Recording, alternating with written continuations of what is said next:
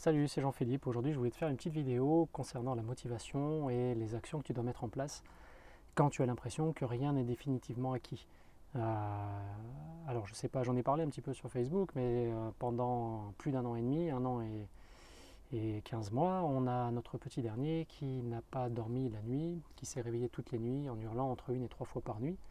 Donc nous non plus, forcément, on n'a pas dormi du tout une nuit complète, ou peut-être une dizaine ou une vingtaine de nuits au total en un an et demi. Mais ça faisait un mois qu'il dormait parfaitement bien toutes les nuits. Ça faisait un mois, 30 jours, 30 nuits qu'on dormait paisiblement d'une traite. Et puis cette nuit, sans savoir pourquoi, il a refait une peur panique. Il s'est réveillé à nouveau, il est venu nous réveiller et ça a duré plus d'une heure et quart. Et on avait vraiment l'impression d'être sorti du tunnel. On avait vraiment l'impression de voir le bout. C'était un objectif pour nous, on l'avait atteint. Et puis finalement, cette nuit, tout a été remis en cause, tout a été remis en question, et puis on se rend compte que rien n'est définitivement acquis, comme je le disais. Et ce qu'il y a, c'est que tu peux te victimiser, tu peux rester victime en te disant mais c'est pas vrai, pourquoi ça recommence, mais qu'est-ce que j'ai fait pour mériter ça, et puis qu'est-ce qui m'arrive encore, patati patata, tout ce qu'on se raconte en général quand on en a ras-le-bol, et qu'on se victimise en fait. Mais c'est une solution que tu as, mais c'est pas la meilleure solution forcément. La meilleure solution, c'est de garder un peu le contrôle de la situation en la regardant d'une autre façon. Tu vois, il y a donc différentes étapes à mettre en place. La première étape, c'est simplement d'accepter ce qui se passe. C'est pas de ta faute, c'est pas de sa faute non plus. Il y a des choses qui marchent pas ou qui ne marchent plus. Et tu peux avoir une certaine responsabilité, mais ce n'est pas de ta faute. C'est pas forcément une faute. Donc, tu dois commencer par accepter ça. Si tu veux pouvoir travailler dessus et le modifier, tu dois commencer par accepter ça.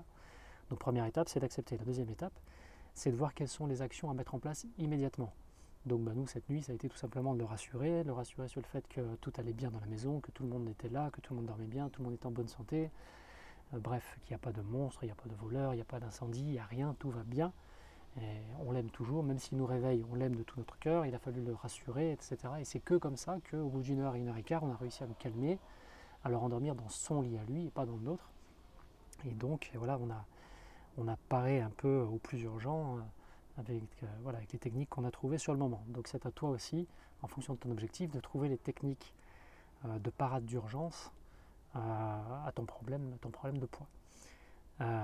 Deuxième chose, donc ça c'était la deuxième action. La troisième action, c'est de réfléchir sur qu'est-ce qui a pu causer la rechute. Nous, visiblement, il a dû avoir accès à des images qu'il n'aurait pas dû voir, qui ne sont pas spécialement violentes, mais qui ont fait marcher son imaginaire. Et notre fils Théophile, il était diagnostiqué entre guillemets HPI, c'est-à-dire haut potentiel intellectuel. Mais c'est-à-dire qu'il y a un gros décalage entre sa maturité émotionnelle qui est celle de son âge et le fonctionnement de son cerveau qui est celui d'un enfant qui est plus âgé. Donc parfois il est complètement dépassé par ce que son esprit, son cerveau dicte et réalise ou imagine. Et je pense qu'il a eu accès à des images qu'il n'aurait pas dû voir et qui ont fait fonctionner son imaginaire au galop. Et son imaginaire l'a dépassé, totalement dépassé. Il a perdu le contrôle de son propre imaginaire. Je pense que c'est ce qui s'est passé. Donc ça, c'est la troisième étape, c'est d'essayer de comprendre ce qui a pu provoquer la rechute. Et la quatrième étape, c'est de mettre en place les actions long terme et les habitudes long terme qui vont permettre d'éviter ce genre de rechute. Donc nous, typiquement, ça va être d'éviter et d'interdire tout accès à des images qui puissent faire fonctionner son imaginaire. Il faut qu'il puisse rester dans des images relativement enfantines, bébés, et voilà, des choses qui ne vont pas stimuler son imaginaire au-delà de ce qu'il peut encaisser émotionnellement. Donc maintenant, tu sais que moi je t'accompagne pour tes problèmes de poids, j'essaye de t'aider, de te motiver et de t'inspirer pour tes problèmes de poids. Donc si toi tu as l'impression que parfois tu as fait tous les efforts qu'il fallait, que tu as perdu du poids et que bizarrement tu ne comprends absolument pas pourquoi, mais ta perte de poids stagne et puis tu recommences à en prendre, tu recommences à prendre du poids alors que tu avais l'impression de tout maîtriser, pose-toi un moment et essaye de mettre en place ces quatre actions. D'abord, la première, accepte. Accepte le fait que tu reprennes du poids et que la perte de poids n'aille plus dans le bon sens. Il faut simplement l'accepter pour pouvoir le travailler après, travailler dessus après. La deuxième des choses, c'est mettre en place les situations d'urgence, les réponses d'urgence à cette situation-là. Qu'est-ce que tu dois modifier absolument tout de suite? Qu'est-ce que tu peux changer tout de suite pour que tu fasses les choses légèrement différemment. Ça peut te servir de test, légèrement différemment si c'est dans ton alimentation. Qu'est-ce que tu vas modifier là, aujourd'hui, tout de suite dans ton alimentation? C'est-à-dire qu'est-ce que tu vas supprimer tout de suite à partir d'aujourd'hui et pour un minimum de 30 jours pour tester, ou qu'est-ce que tu vas rajouter, ou qu'est-ce que tu vas faire différemment dans ton alimentation à partir d'aujourd'hui, maintenant, et pour un minimum de 30 jours, pour voir en termes de test, si ça ralentit ou si ça met même un terme au déraillement de ton poids. La troisième chose, ça va être essayer de comprendre ce qui a provoqué ça.